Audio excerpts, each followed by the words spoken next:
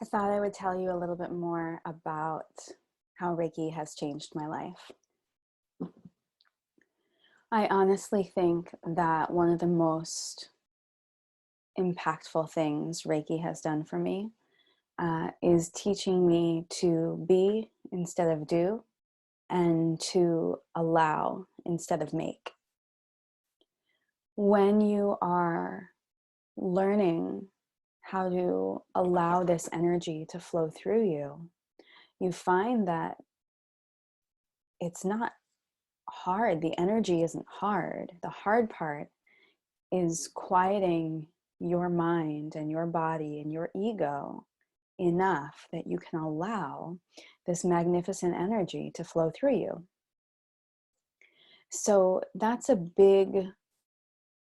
was a big lesson for me that took me many years to learn. So when I first started learning Reiki in 2011,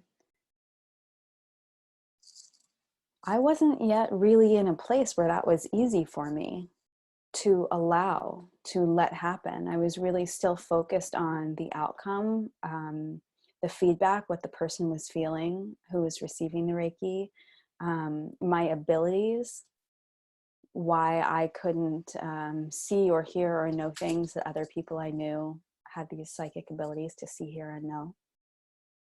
So I was really still dealing with my relationship with myself, and that I would say was getting in the way of me being a really good Reiki practitioner, or me being a really good healer. And as the years went on and I was working on myself and learning about myself and practicing and practicing and practicing Reiki, like doing it and doing it and doing it for different people, and having different people practice on me and learning their styles and listening to them and how they interact with their guidance and all of that, it really, I developed organically over time with the modality in order to be able to provide a really good service for people, which is a combination of Reiki and me and my skills and my abilities and my natural tendency and natural desire to help people figure out their stuff. So I think it's important to know that you're not just necessarily automatically an awesome healer.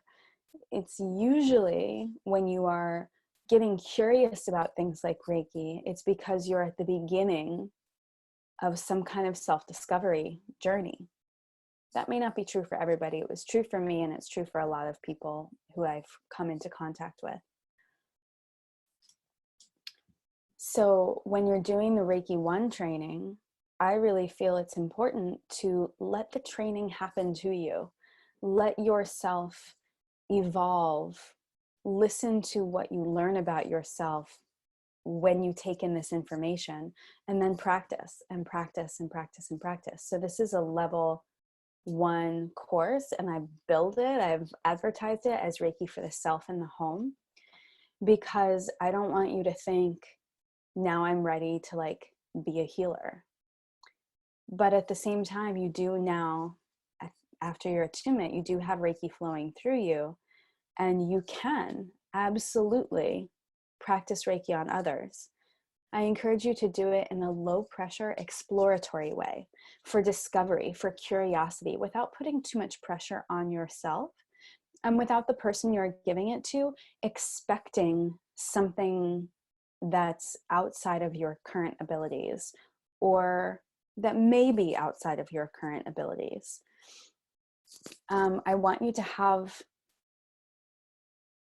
have the experience of playing with it, of practicing with it, of trying different things. That's why it's important to have other people you can practice on who are game to just try it and see what happens. So that could be friends or family. It could be other Reiki practitioners who are just learning.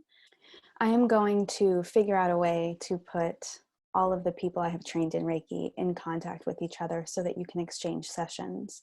And on a smaller scale, all the people who are buying this course at this time, I will put together a way for you to be in touch with each other as well if you choose. So stay tuned for that.